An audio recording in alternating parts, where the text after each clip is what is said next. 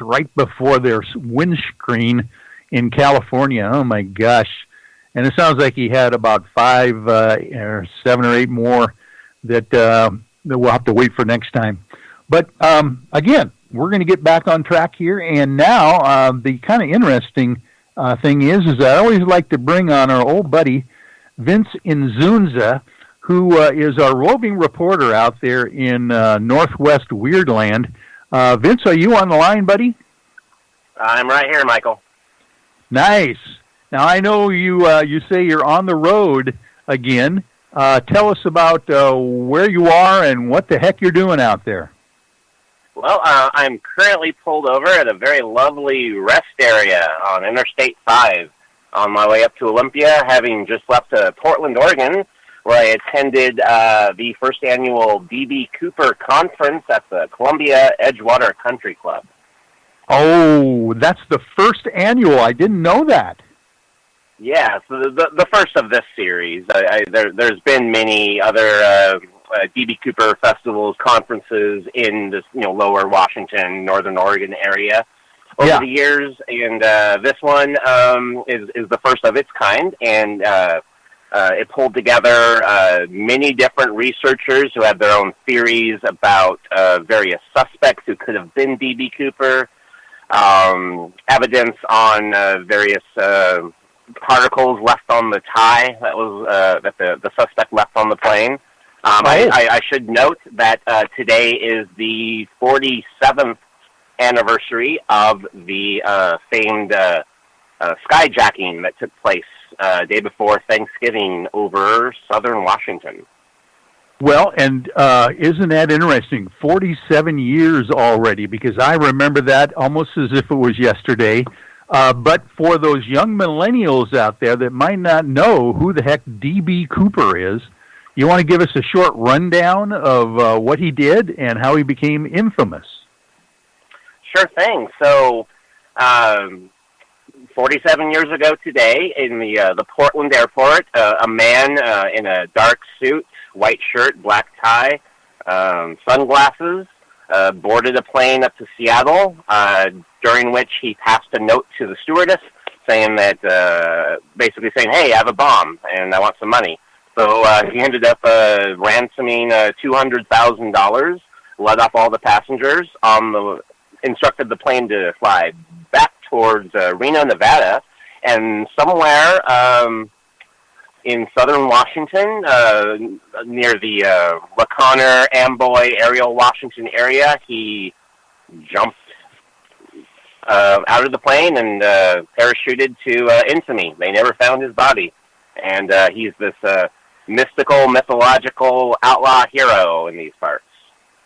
Yes, definitely. Oh, my gosh. And, of course, this conference now, obviously, it's got some pretty heavyweight researchers that are still on his trail. Is that right? Absolutely, yeah. I got to meet a man named Bruce A. Smith, who's a journalist in Eatonville, Washington. He writes for the Mountain News, and he has written what many people consider to be the Bible of D.B. Cooper research, called D.B. Cooper and the FBI, and I just purchased that, and I'm really looking forward to reading that.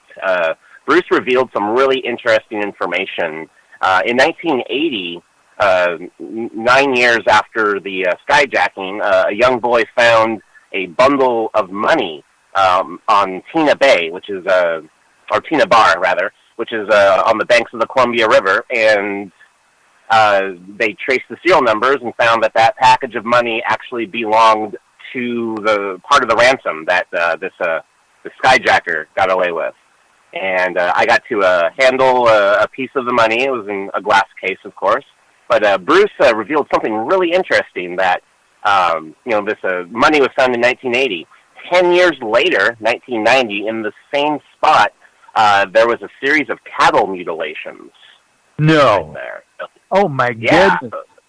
And that really piqued my interest, because I always kind of thought that D.B. Cooper always looked like a man in black, And I thought, well, I wonder if there's some sort of weird paranormal connection. And, one thing is for sure, 47 years ago today, D.B. Cooper was an unidentified falling object.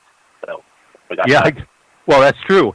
But you're right in that idea that he might have had something to do with Men in Black, the government, the FBI, whatever. Wasn't there some kind of connection or a theory that he was contacted or actually caught at one point and then kind of turned to do the government's bidding on some other projects? I heard that somewhere.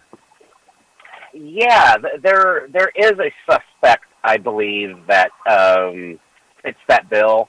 For the life of me now, I cannot remember the name of that person, but there's over 100 people, that have a good claim to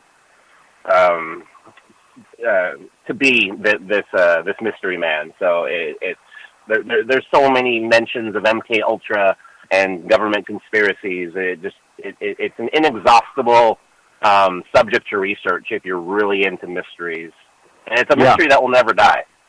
No, it sounds like whatever happened. It sounds to me that he got away somehow. Otherwise, they would have found his body close to the parachute or anything like that, and that has never cropped up. Any kind of a body that could be tested to say that it might have been him. But like you said, a lot of individuals maybe have not come out and said that I am D.B. Cooper, but other people have tracked down the evidence and said that this person could be D.B. Cooper. Yeah. Plenty of people have their own, I guess, their own pet answer. A suspect that they hold near and dear to their hearts, and to them, that is the God's truth. And that's just really interesting to hear people who are just so passionate and convinced by their conclusions. Yes. And, I always thought it was a really interesting coincidence, or not, I don't know. But remember the movie Fire in the Sky about the Travis Walton affair? The actor that actually played Travis, his name is D.B. Sweeney. And I often thought, why would a guy in Hollywood go with the name D.B. for his first name in show business?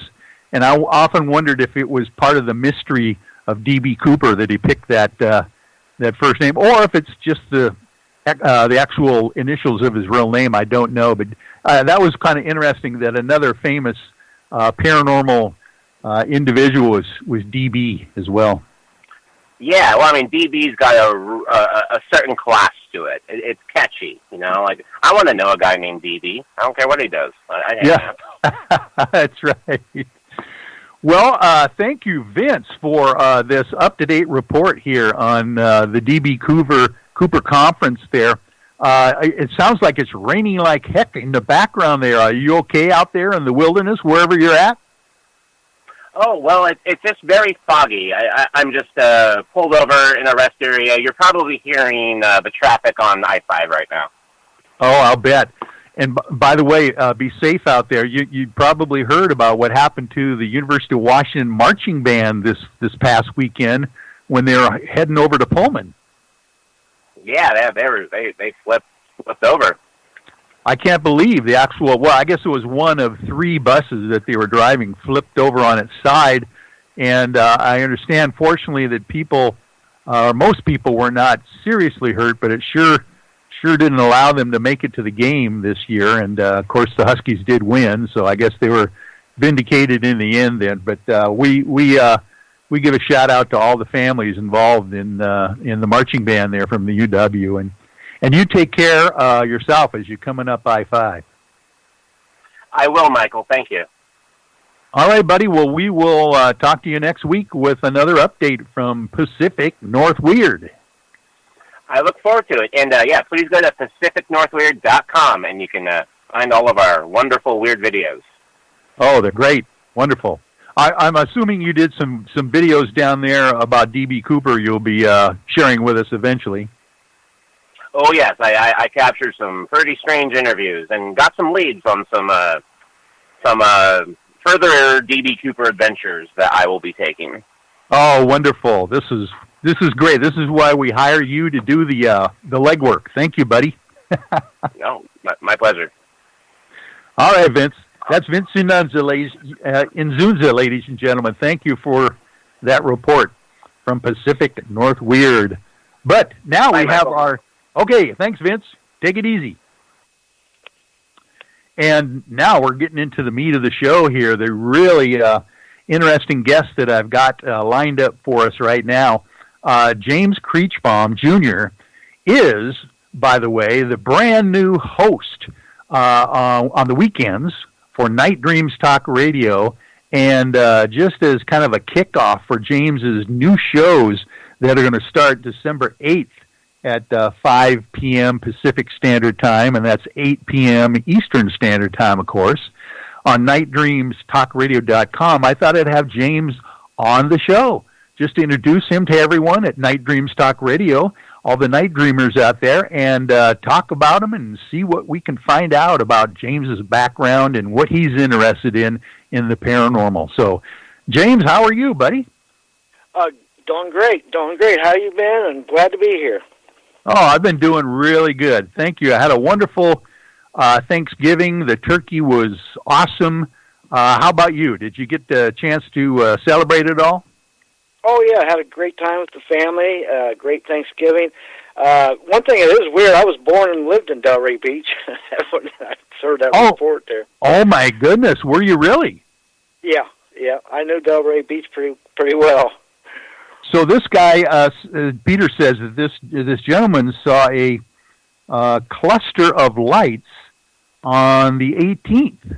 My gosh, that's only 6 days ago, right off the coast of Delray. So, and that was the report that he said that these things were kind of skipping forward to one another and kind of playing with each other as they were going past. That's interesting that they're doing these kind of strange maneuvers that are able to be seen also. Yeah, that always gets your attention when you see something like that. Yeah. Well, James, tell us a little bit about yourself and maybe about where you're living, where you're going to broadcast from, and then we'll get into some of your background, about how the heck you got interested in all this paranormal, because you are quite an expert in many fields. Well, expert, I don't think anybody's an expert. I just very well experienced in some stuff. But anyway, I live in Dover, Ohio. I'll be doing my show out of a studio here in Dover, Ohio. And I got into paranormal, back in the 80s. I had studied it, and I've had some psychic abilities. I tried to ignore it, because when you're in your teens and 20s, you want to be bothered with that stuff. But so I'd studied all aspects of paranormal for years, and then I moved to the East Coast, and probably late 80s, and then on the weekends, I would really do a lot of investigating of haunted places. And then fast forward into the 90s, and my girlfriend, who's now my deceased wife, at the time, one time, unbeknownst to me and her brothers, was playing a Ouija board by herself and got all kind of problems with that. And that's probably the root of what I do today, is help people with paranormal problems. And that's what I do. That's what I've been doing for a long time. And I do it. I go to people's houses, do investigations. You name it, I do it. And I have several groups I help people online with too, with problems. And that's basically what I do. Wow, that's interesting. So, in other words, not only are you a paranormal investigator, but you are there to help people get through the process if they've experienced the paranormal, sounds like. Yeah, I don't do much investigating except to go in to try to figure out what the problem is. Now, like I help any team that's local that that needs my help within a 100-mile radius. I'll go and help them. And I've done this for years, and I don't charge a penny, never have, never will. Wow. That's wonderful, because I know there are groups out there that do that, and, of course, you can't guarantee you're going to get rid of a haunting or any kind of a malevolent spirit, so how can you even charge for it? That's very magnanimous of you. Well, yeah, and the thing is, it's not like Hollywood. There's not all happy endings, and it takes participation from the people, and it's a lot like a kind of a